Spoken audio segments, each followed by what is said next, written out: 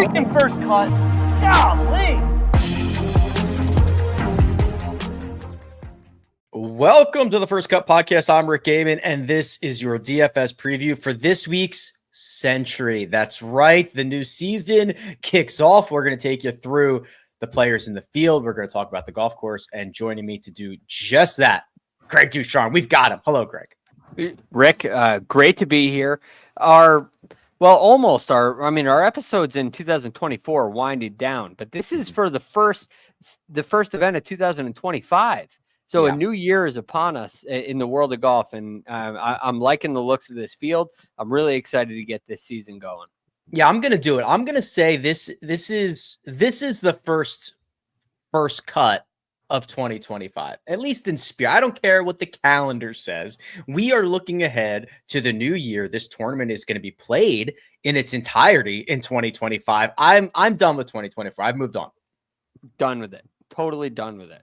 So this is it's over. 2024 is in the books, and this is now the start. It's officially the new year. We don't need December 31st. Okay, we're here now.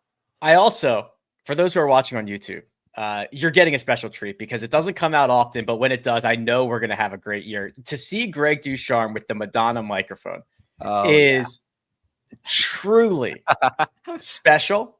I'm honored to be a part of this, and I just can see the future is going to be great for this year. Right now, I'm in a hotel room, as you can see, and so I travel with the Madonna mic. It's not only for the First Cut podcast, but also for all my performances on stage that I do when I'm on the road. This time, I'm at a children's water park resort type experience, which has been very fun so far. And we got a couple more nights here. So I'm looking forward to it. And I'm going to, I'm kidding. I'm not going to do that, but I love using the Madonna mic every once in a while. Greg is playing the B stage tonight. I'm the lead-in. I'm the lead-in. The warm-up. I love it. Well, let's lead into this thing. We've got the Plantation Course at Kapalua. Josh, if you want to share my screen, I'll show some visuals for those who are watching my website, rickrungood.com. And Greg, it's the first event of the year. It is a small field. There's only 60 players here, and it's a course that we get every single year. So we should be very familiar with the Plantation Course. What are some of the initial expectations this time around? Well, it's a really interesting golf course, and I love the golf course. It's interesting because you get some wind. There's a ton of undulation, extremely wide fairways, massive greens. 87,000 square foot greens, which, depending on where we go for majors, those are the biggest on the PGA Tour that we see. But they are sectioned, and they do require some precision. But what I find so interesting about it, Rick, you're talking about nearly 7,600 yards in the golf course, just under, like 4 yards under 7,600 yards. It's long, but it doesn't really play long. At the same time, there are so many opportunities for what I call short game birdies, where you can drive the ball close to the green, get around the green to 2 on par 5s. And while it's a par 73, only 3 par 3s on this golf course. There's not 5 par 5s. So as you look at kind of how the golf course lays out, that number is very misleading, not just because of elevation changes, but also because there's one less par 3. And that definitely plays a big role in it. So when you look at a long golf course, it's easy to think bombers, but when you start to look back at some of these winners, there are some bombers, but you're talking Chris Kirk last year, John Rahm, Cam Smith, Harris English, Justin Thomas. Some of those guys are great drivers of the golf ball, but they maybe Justin Thomas being the exception, they're all very strong putters. And in Chris Kirk's case, he at least was a very strong putter at this event last year. So I think the general perception of the golf course is a little bit different than how it actually plays out. A lot of the points that you just made are very much backed up by the data as well. You know, if you look at just the average hole length on the PGA Tour, the Plantation Course has some of the longest because there's only 3 par 3s, because it plays a lot shorter in reality than it does on the scorecard. But by far, the shortest average approach. And a lot of what we would call approach shots, technically, your third shot into a par 5 or your second shot into a par 4 are coming from inside of 40 yards. And that's what you're talking about, Greg, that the second shot on a par 5 pushes you up close to the green, or your drive on a short par 4 pushes you up towards the green, and you're tested to get up and down from 30 yards for birdie. And that's the way that some of these holes are going to play. Off the tee, I want to ask you something here, because what we'll see is the guys will hit drives and they will roll out for, seriously, in some cases, like the next 60 seconds, and they will roll over 400 yards, and a lot of balls will end up in the same collection areas. We see it on number 1. We see it on number 6. We're going to see it a bunch of times throughout this golf course. What does that do off the tee? Does that mean that the bad drivers are kind of in play because everybody plays out of the same spot? Does that mean that the best drivers are kind of neutered a little bit because they're not able to use their expertise because the ball's going to end up in a similar spot as everybody? How do we assess the off the tee situation?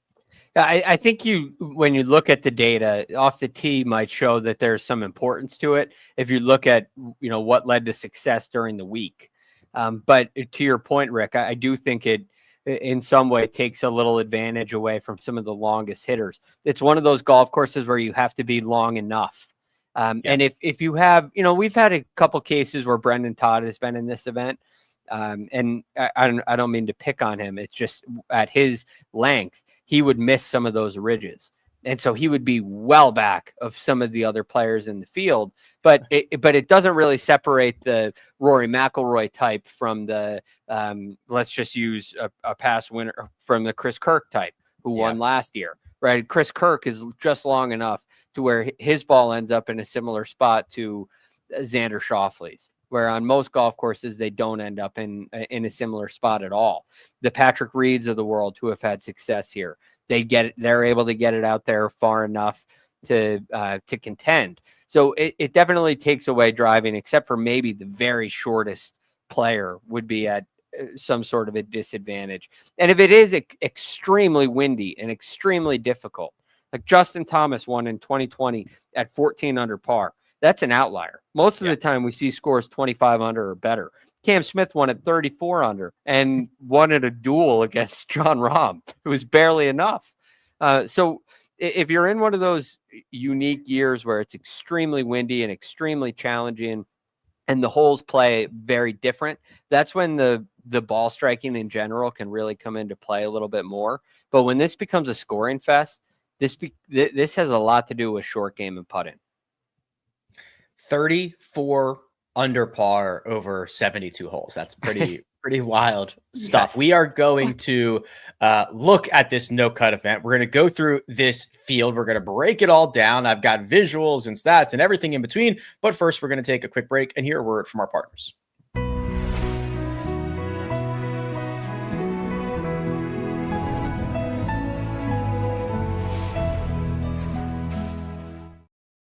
And we're back. I was so excited to get 2025 started that I forgot something that was critically important. And the last couple of weeks, we've been in this battle for our podcasting life to get to the top of the list of the best golf podcasts. And that voting is still going on. 2 weeks to go. Don't slow down now. We're canvassing. We're knocking on doors. We are doing everything we need to do to get these ballots signed, sealed, and delivered. It's the Sports Podcast Awards. There is a link in the description of this podcast. If you're listening on audio, guess what? Link there. And Josh has tweeted it out. It's been on Instagram. It's everywhere. Even if you are computer illiterate, the vote will take you 45 seconds. If you are generally strong with a mouse and keyboard, it will take you 20 seconds. So we're asking for 20 to 45 seconds of your time once a year to go and give us that vote. And we're going to do it, Greg. We're going to get across the finish line this year. This is our year. I guess the vote is on 2024 and now we're in 2025, but take a look back at last year. Think about the best golf podcasts that you listen to and go click some buttons for us. Okay. It's not a big ask. So we appreciate it. And thank you for listening. Thank you very much indeed. Josh, fire up the cheat sheet. There is something that is very unique that has happened here. I'll zoom in, make this a little bit bigger for everybody's screen here. So Greg, DraftKings did something really bizarre. They loaded this field in of every golfer who was eligible for the Sentry. Then, of course, Scottie Scheffler withdrew. Rory McIlroy was never going to play. Shane Lowry was never going to play. Tommy Fleetwood was never going to play. And even while doing all that, they made a mistake and left Collin Morikawa out of the field. So now they've rectified all of that. But the point stands that there's kind of a weird pricing situation because Rory was in there at mid 10,000. Scotty was in there at like 12,000 something. Get those guys out. Now the top of the board, the 10K golfers, just two of them. Xander Schauffele is at 11,000. Collin Morikawa is at 10,100. He was added on Monday morning. That is it. Then there's a ton of guys in the 9K range that we'll get to in a second, but the top of the board is ripe for the picking. It is. And I think it's fascinating without Scottie Scheffler here. I hope everything goes okay with his hand. And I'm sure we'll have that conversation in another, if not many more episodes. But without Scottie Scheffler, I do think this becomes a little bit more open. Now, of course, before Collin Morikawa was added, there was just Xander Schauffele in there in the 10K plus range. So he seems like an obvious choice. But having Collin Morikawa in this range as well, I think it really opens the door and makes this kind of a difficult decision. I'm not sure you have to play one of them, but I would probably lean a little bit towards Xander Schauffele. I believe in Xander on the greens a little bit more. I believe in Xander in that short game area much more than Collin Morikawa.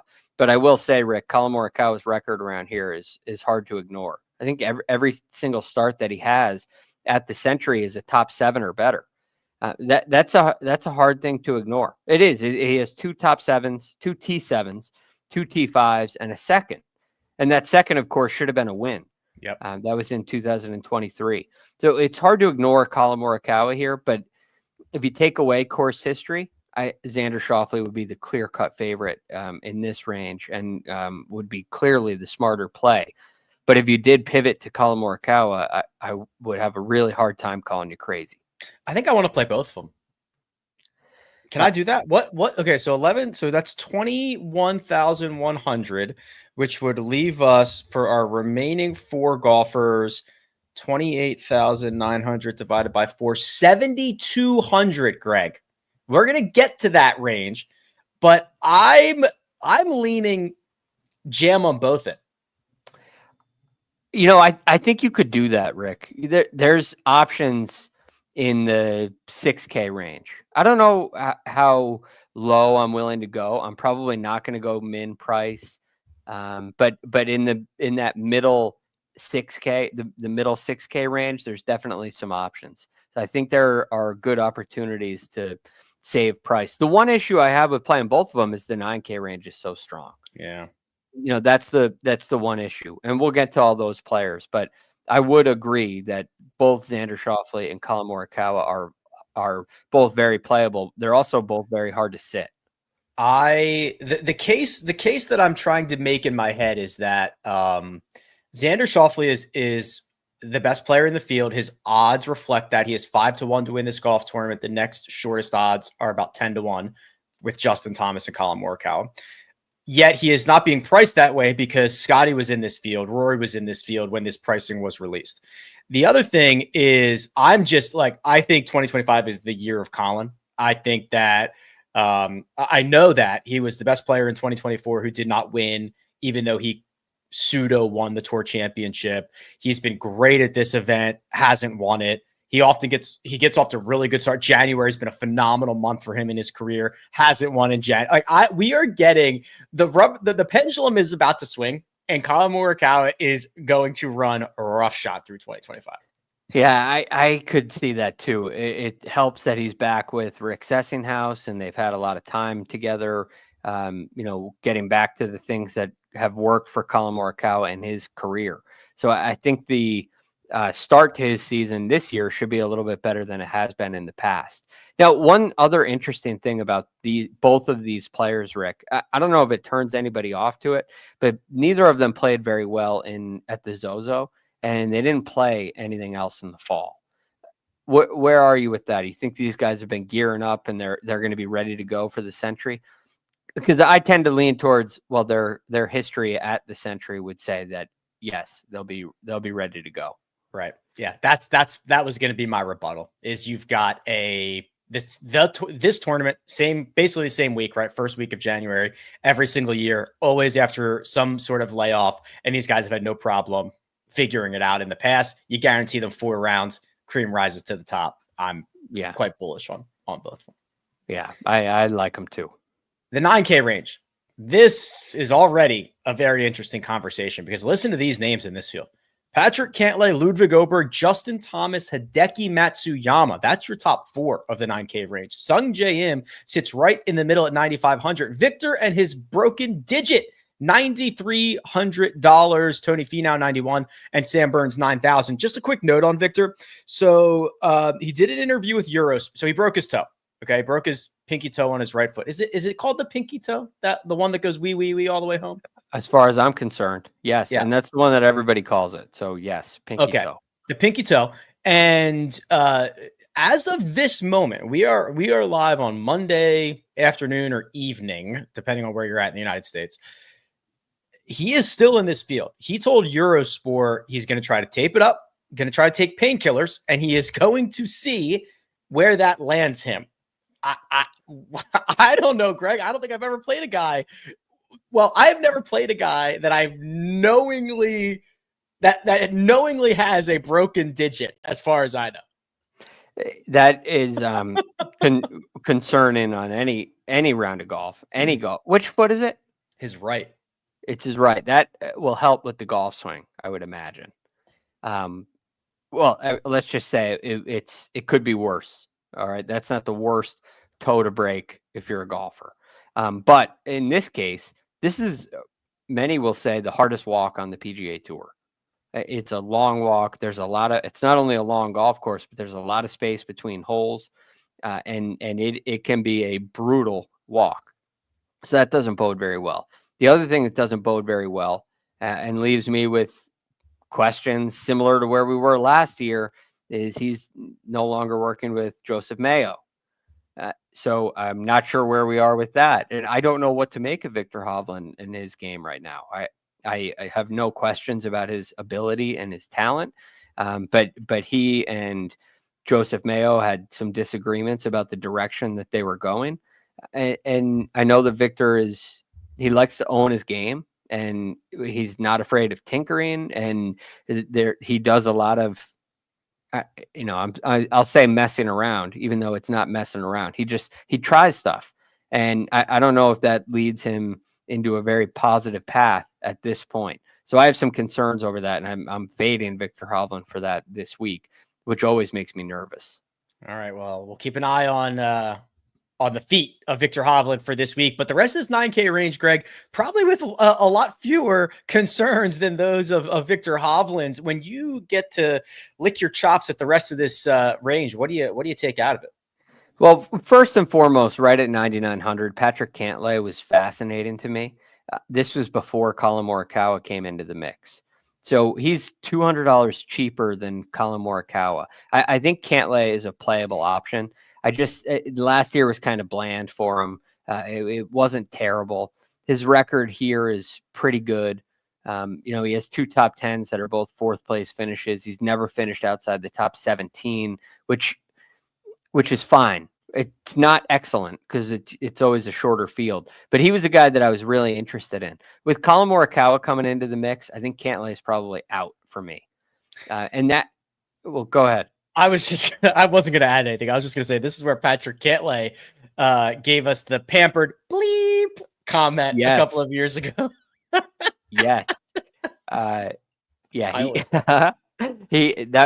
is a great sound bit.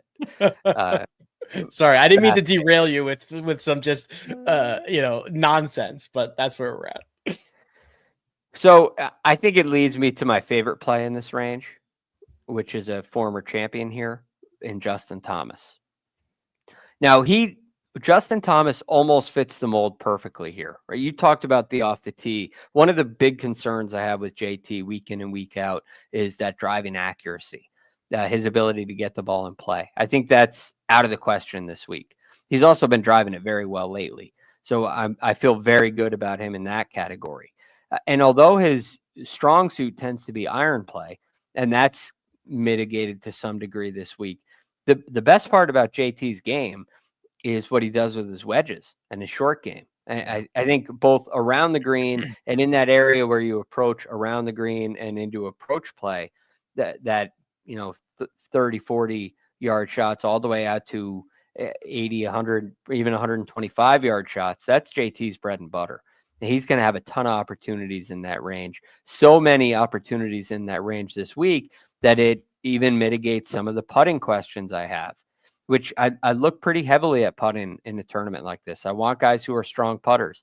JT is not, but I think his wedge play, his ability to make birdies with short game will be enough to make him a factor this week. He might be my favorite play on the entire board. Yeah, you look at some of the metrics, and these aren't perfect buckets, but when you start adding them up in this way, it's pretty clear. So from 50 to 125 yards, Justin Thomas fourth. So 50 to 125, that's a pretty big range. But inside the top 20, he's 17th from 50 to 75 yards, and then he's third from 100 to 125. So really, from off the green, once he takes putter out of his hand from whatever that distance is to about 125 yards, he's one of the best in the world. Yes, and it makes him a serious factor, and I think that does explain to a large extent why his record here is so strong. Not only winning here, but winning here twice, but also finishing third on a couple of occasions, and he's got an additional top 5. He's got a really strong record here, and I think that's the reason why. I found interesting, Greg, that there is a lot of Sungjae Im sentiment in the positive direction this week. Odds makers have him at basically the third shortest odds. He's going to be very popular in any one and dones that start this week. Things of that nature. I just see that name popping up quite a bit, and I like Sungjae, but maybe I'm not quite as bullish because of the depth of the 9K range. Should I be concerned that I'm lower than the industry on Sungjae? I think Sungjae's a playable option. His putting it was very good last year, and his results that weren't in big tournaments were very strong. I think there's a very good reason to play him, but because the sentiment is so strong, he's kind of on the border for me. If no one was talking about him, I would say, oh yeah, you got to play him. But with everybody talking about him, high expected ownership, that would push me out on Sungjae. And that's just because I'm really close on him, on how I feel about him. I like where his game is. I like his fit on this golf course, but I don't love it. He's got a strong record here, not necessarily the strongest. I mean, everything's inside the top 13. Nothing better than the top 5. So he has a pretty good record here, but maybe a little too hit or miss in a range like this.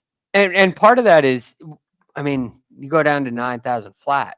The other play that I really like in this range is Sam Burns.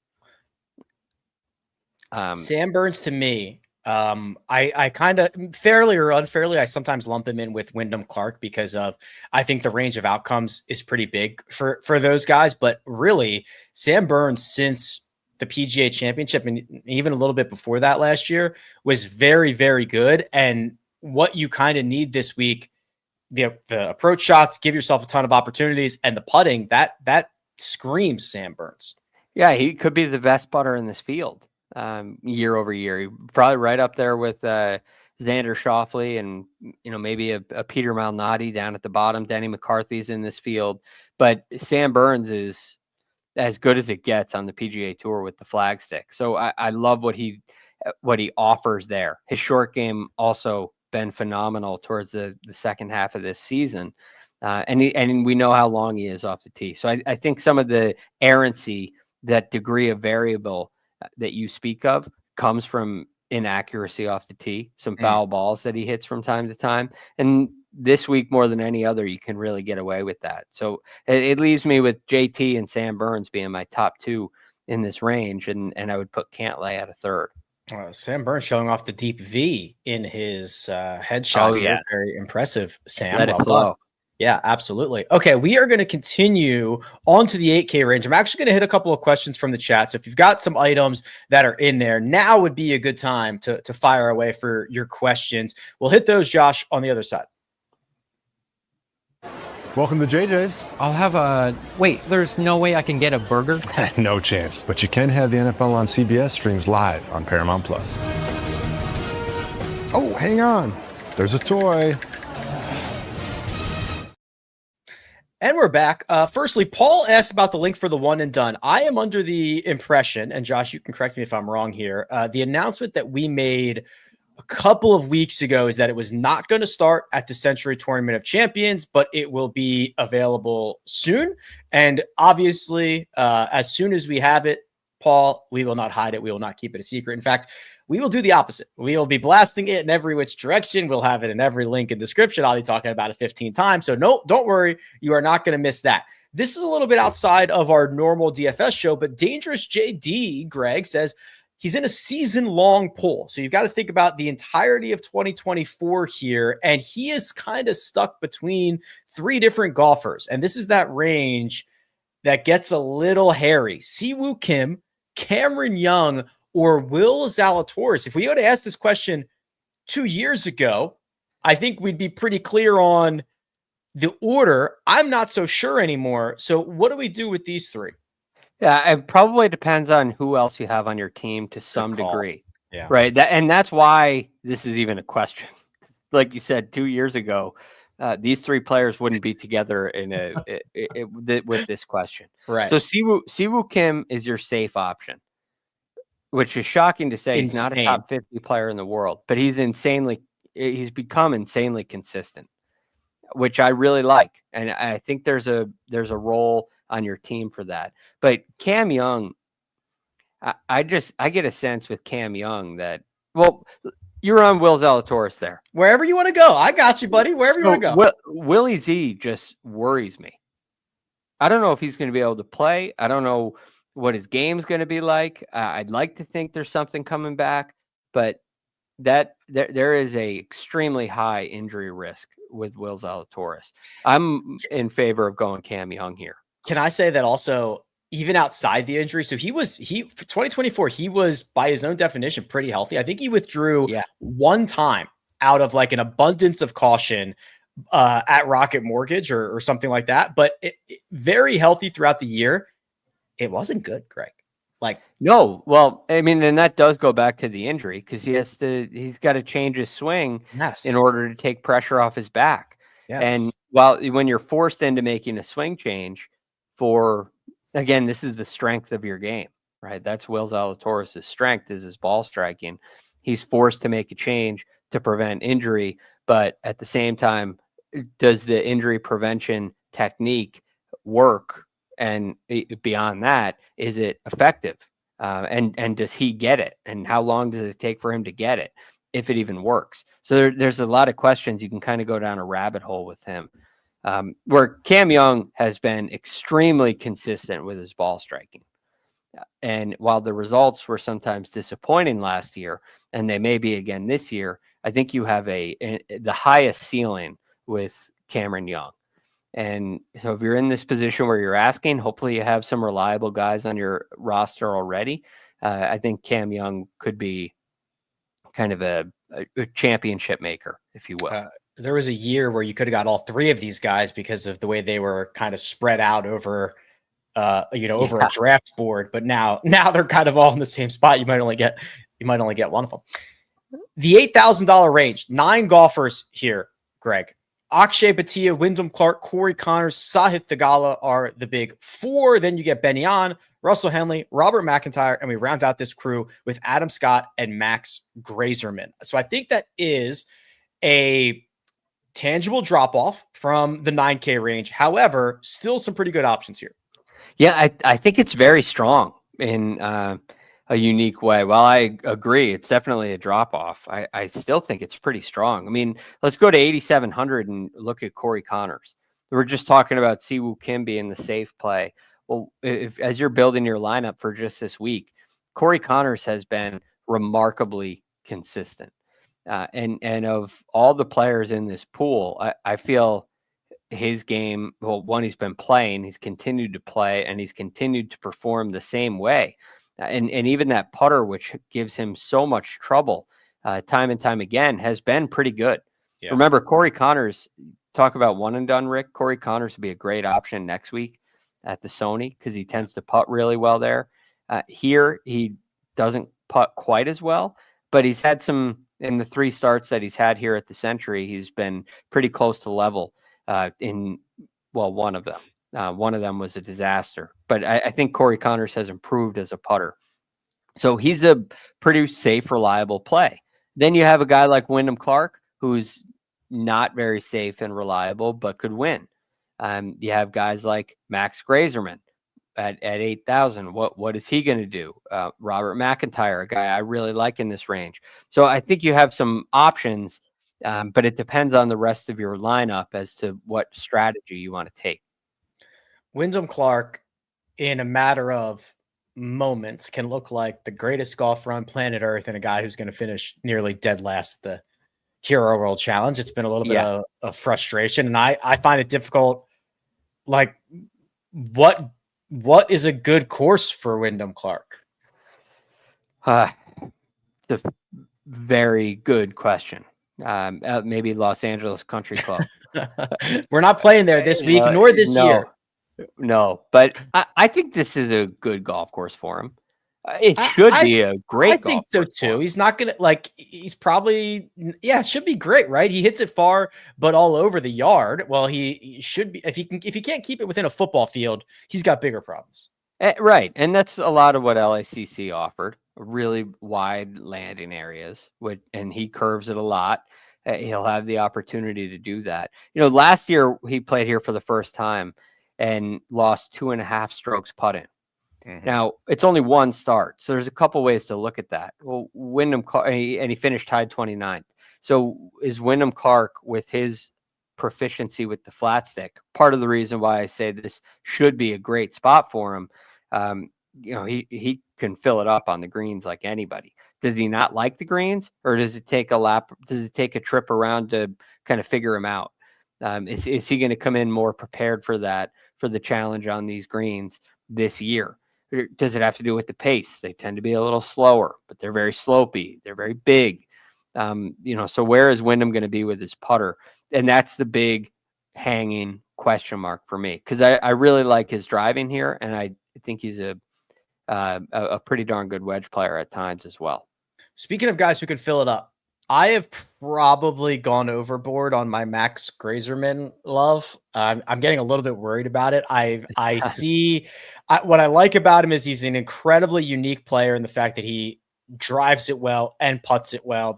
It's a very rare combination in the shot length era to be as proficient in both of those areas. He's got all of the great, top 5 close calls towards the end of last year, basically everything since the US Open. But I worry that I've anointed him a little bit too early, because there's a chance he's just he might just not be that good. He might be fine, but he might not be a top 20 player like I think he is. There's still a lot to question whether or not this is a hot streak, right? Or real. And that debate will take a little bit of time to answer. The question becomes now for this week is, will the hot streak continue? And you look at you talk about what he's done on the greens. It's remarkable. It's silly. Four out of his last 5 measured events, he's gained over 6 strokes putting. Mm-hmm. Right, 4 out of the last 5. One of them he gained 10. And one of them in November, the Worldwide Technology Championship, we don't have strokes gained. He finished 4th. Probably filled it up. Probably filled it up there as well. And he did. I watched that tournament and he filled it up. So that could go really well for him. But then again, I think to who we were just talking about with Wyndham Clark, are these greens a different challenge to figure out for the first time? In the first lap around, if you're going to lean that heavily on your putter, is this the best spot for it? I have questions about it. So I have him on my list as a playable guy, partly because he's only $8,000. And if that fits into your roster nicely, that's well. But I'm not anointing him anything. I'm just marveling at what he's done on the greens. And I'm very curious if he can keep that up this week.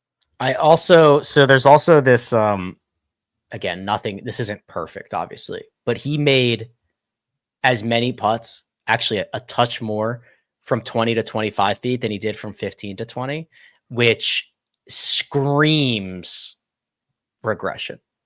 Like that's not normal. That's not how this stuff works, right?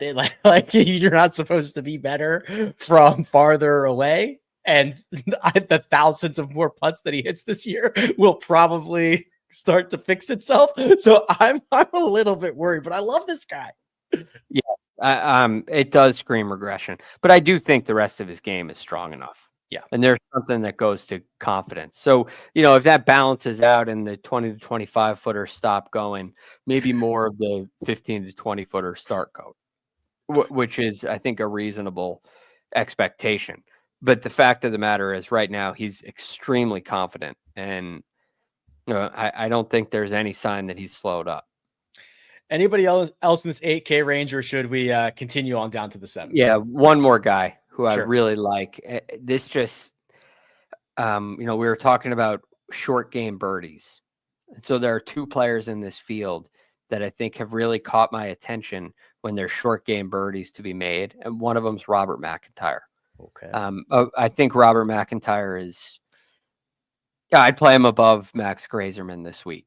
I just feel a lot more confident in him. He gets it done in every area of the game. He has played. He played all the way through November. He played at the Hero World Challenge. He's continued to play all fall long. And he's played well in every area of the game. And I think this is the kind of golf course where Robert McIntyre could find some pretty serious success. Hasn't stopped playing. We talked about this earlier. He is hold on, we might have some breaking news. Oh no, we do not have breaking news. Okay. I'll get to that in just a second. It is not as hot and spicy as I thought it was. But Robert McIntyre played all fall long, played 5 events on the DP World Tour, played the Hero World Challenge, and put up some really good metrics along the way. We're going to go down to the $7,000 range here. Before we address that, Josh scared me here. He dropped a tweet in the chat that says all I read was Michael Greller has a new bag. And I was like, whoa, that's wild. This is from Sean Martin from the PGA Tour. He's caddying for Max Homa this week. But that is just because Jordan Spieth is not in the field. Joe Griner is not in Hawaii. So Homa and Spieth, two guys with caddies that have been longtime caddies for them. I thought this was craziness. It seems like it might just be a temporary fill-in. Yeah, just a temporary fill-in. I guess you got to find a bag. If you're Max Homa, going to Michael Greller's not a bad substitute, and vice versa. Jordan can't play. Got to find a little work. Here in the middle of winter, Max Homa's not a bad bag to grab.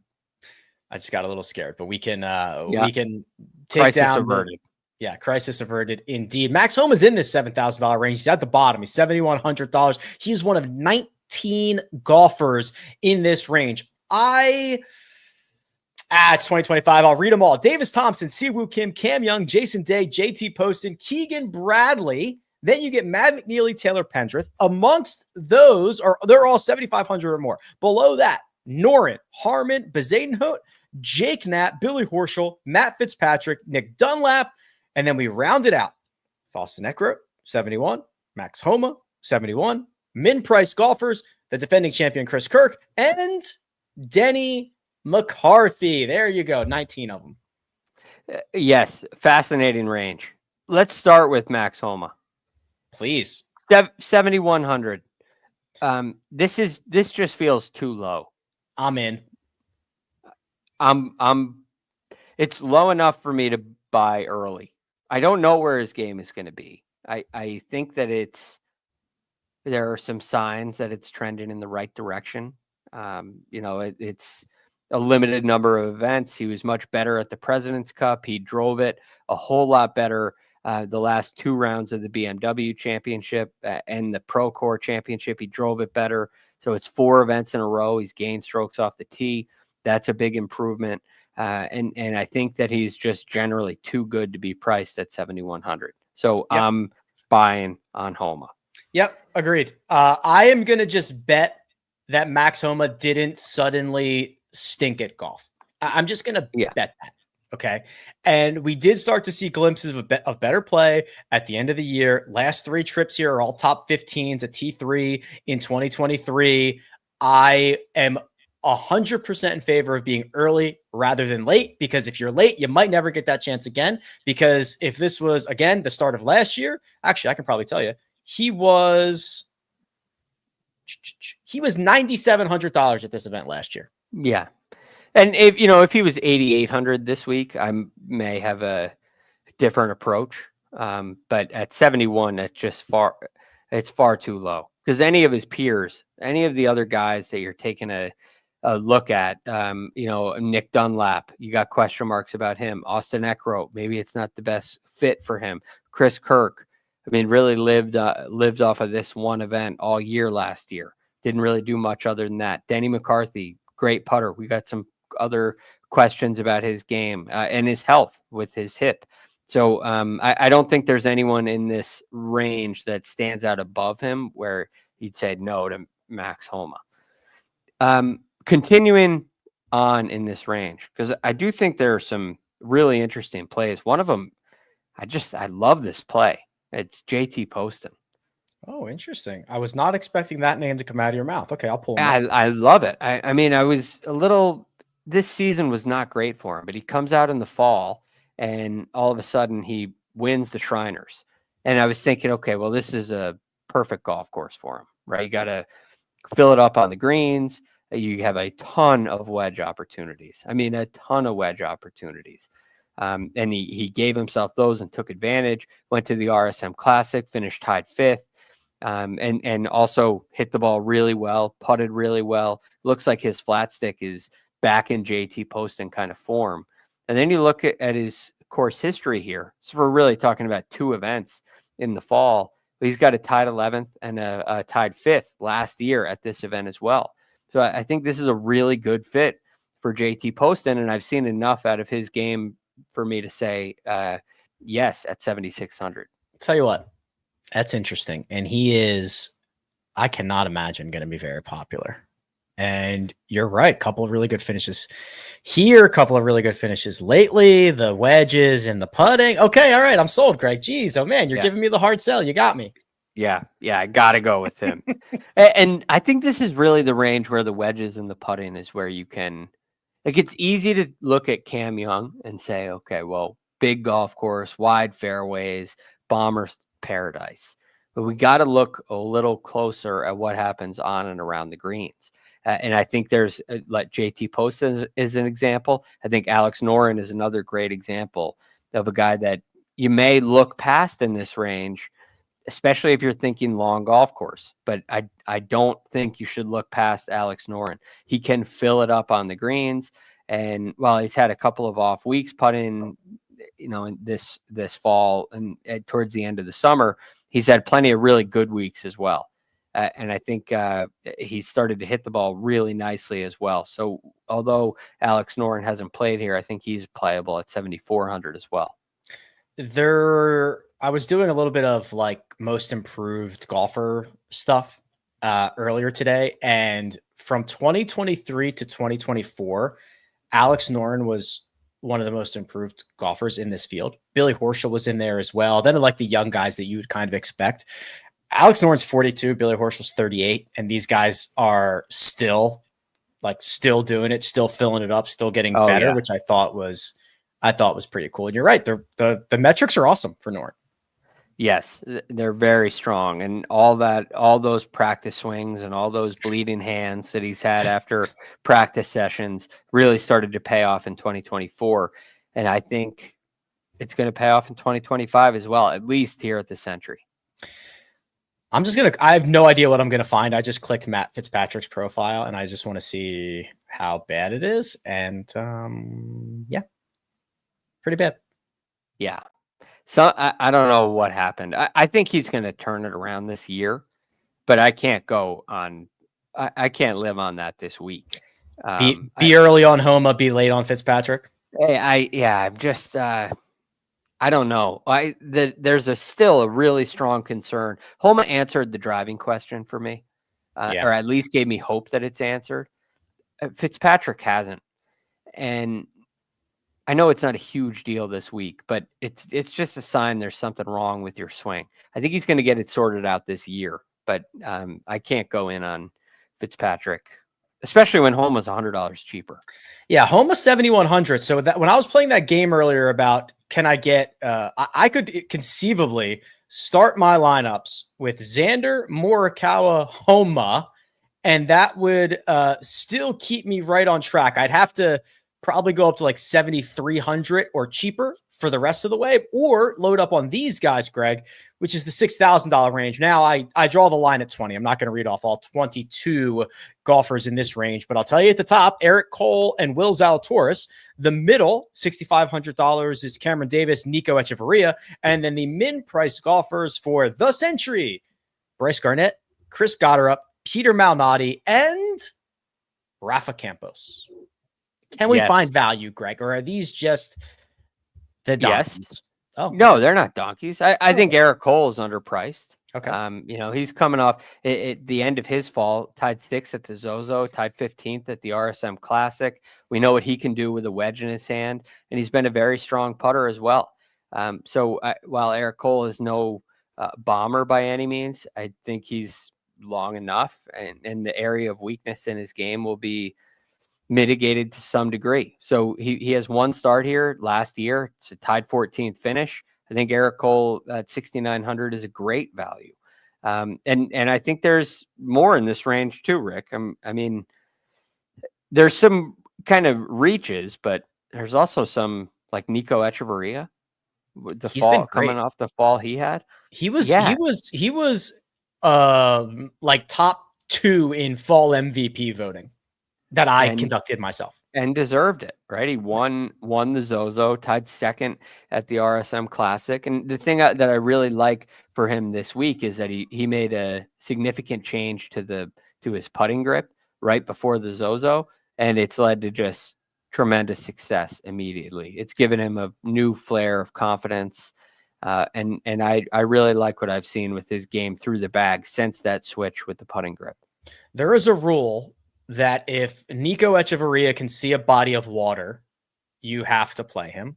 I don't think there's a body of water outside of Tokyo where they played the Zozo, but the point still stands. El Cardinal, he gets the Seaside course at the RSM Classic. He's won Puerto Rico. He's played well in Punta Cana. We're firing this guy up until he proves otherwise. How about Aaron Rai? Aaron Rai is statistically, he was like the 12th best player on the PGA Tour last year. Yeah, I know. He's like a mini Scotty Scheffler. I love the way that he plays. I really do. I'm not incredibly moved by the end of his season. I know he played really well at the BMW PGA, and that was great. Wentworth, perfect golf course for him. Yeah. It'd be a little bit of a guess. He had a hot streak last year with the putter that didn't stick.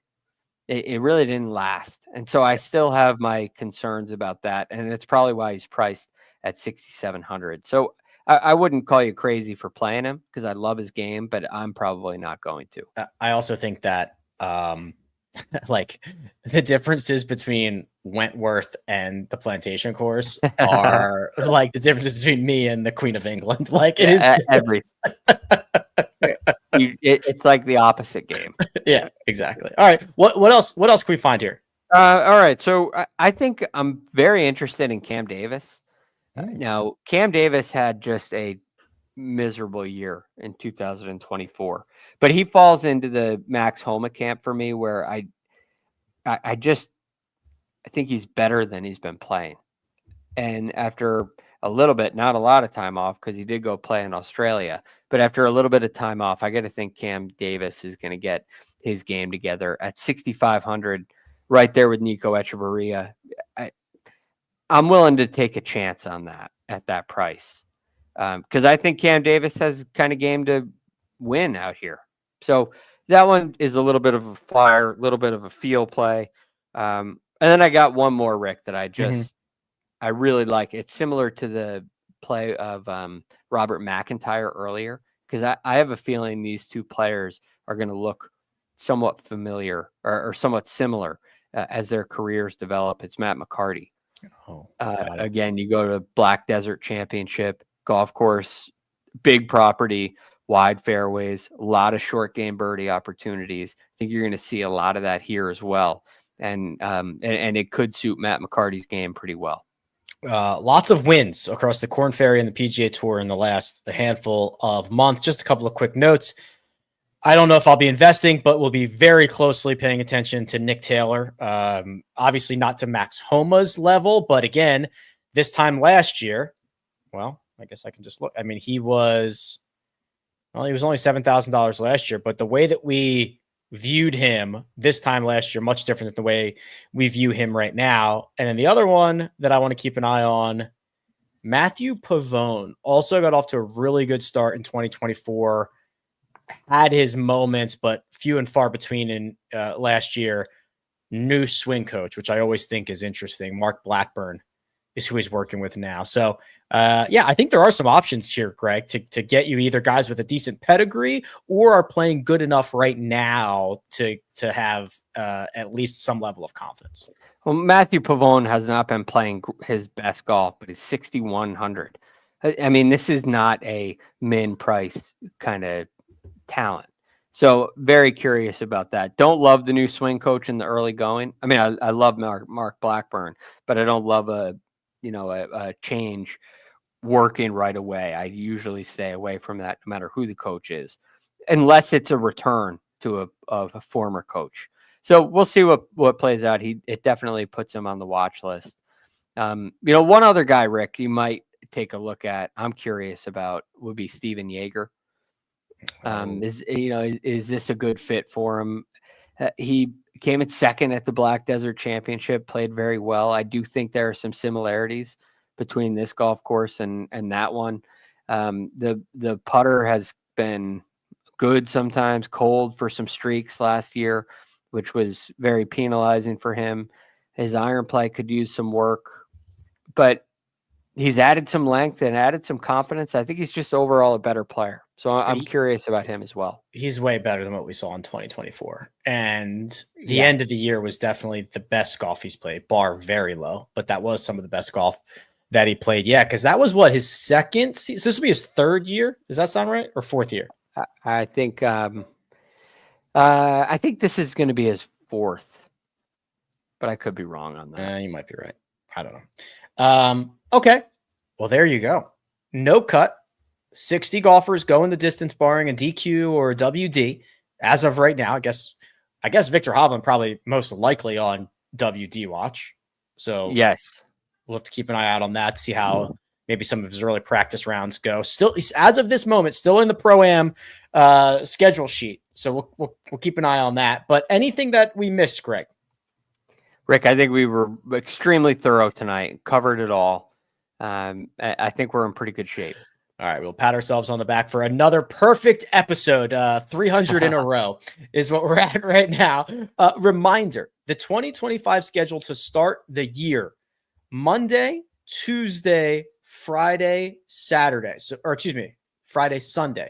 So that means a DFS show, a mega preview pod, a halfway cut type show, halfway check-in, round recap, and then of course the Sunday recap. Admittedly, we're a man down, right? So round by round recaps are a very labor intensive thing to do, even with a full run of voices here, but we're down a man. So once we get back up to full strength, we will look to get back to round by round recaps. But Greg, I think the halfway point and the final, the finish line, if we're only going to do two, those are the obvious two.